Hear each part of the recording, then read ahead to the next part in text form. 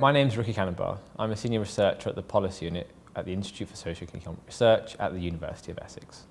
Tomorrow I'm presenting a paper on low-income dynamics amongst ethnic minorities in Great Britain.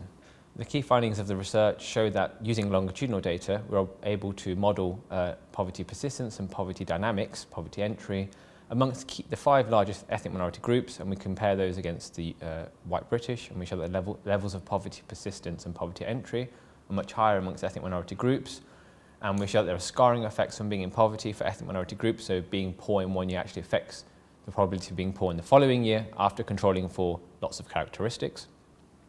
This is only possible to uncover using longitudinal data.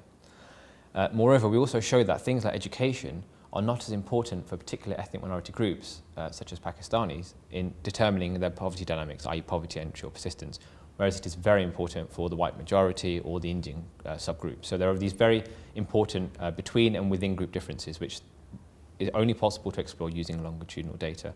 Finally, in terms of policy implications, we also show that there are important differences in non-poverty and poverty periods. So we look at variation in poverty and non-poverty periods for each ethnic minority group, and show that policy can essentially have a role here. So things like on-the-job training can affect particular ethnic minority groups more than, say, other groups. And so from a policy perspective, policymakers should think about not only introducing policies which affect individuals once they're in poverty, but also when they're out of poverty. So what can they do to reduce poverty entry in the first place?